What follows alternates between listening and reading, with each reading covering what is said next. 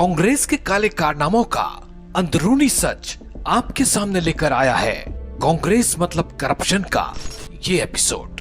आप हैरान रह जाएंगे इस एपिसोड में ये देखकर कि भ्रष्टाचार एक्सपर्ट कांग्रेस पैसों के हेरफेर के डिफरेंट तरीके सोचने में कितनी माहिर है, ऐसे तरीके जो आप कभी सोच भी नहीं सकते।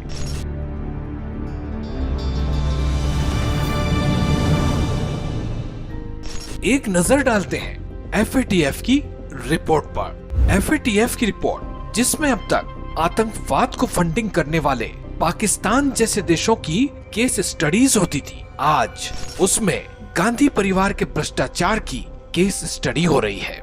इसी से जुड़ा है यस बैंक के को फाउंडर राणा कपूर का बयान जो उन्होंने ईडी को दिया। राणा कपूर ने ईडी के सामने खुलासा किया कि उन्हें प्रियंका गांधी से MF हुसैन की बनाई हुई एक पेंटिंग खरीदने के लिए मजबूर किया गया।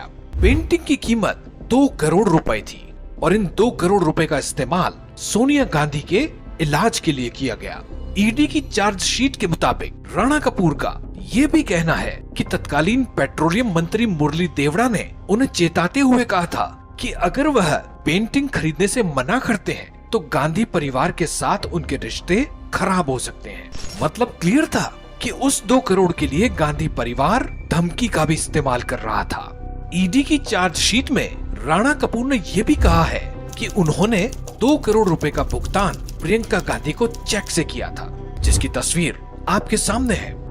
1 मई 2010 को तत्कालीन यूपीए सरकार में मंत्री मुरली देवड़ा के बेटे मिलिंद देवड़ा ने राणा कपूर को एक पत्र लिखा, जिसके माध्यम से राणा कपूर पर दबाव बनाया गया कि वो पेंटिंग को खरीदने के लिए प्रियंका गांधी को पत्र लिखें। इसके अलावा कई अन्य मैसेज भी नजर आते हैं जिनमें ये साफ देखा जा सकता है कि मिलिंद देवड़ा इस पेंटिंग को खरीदने के लिए लगातार दबाव बना रहे थे। इतना ही नहीं, इस पेंटिंग के नाम पर पैसों की उगाही करने के लिए गांधी परिवार की तरफ से अहमद पटेल ने पद्म भूषण देने का वादा भी कर दिया। बेहद शर्म की बात है।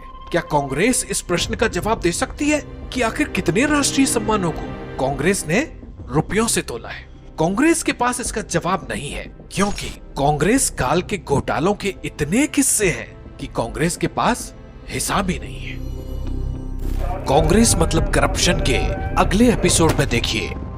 बेहद सस्ती कीमतों पर खदानों से कोयला निकालने के ठेके निजी कंपनियों को दिए गए।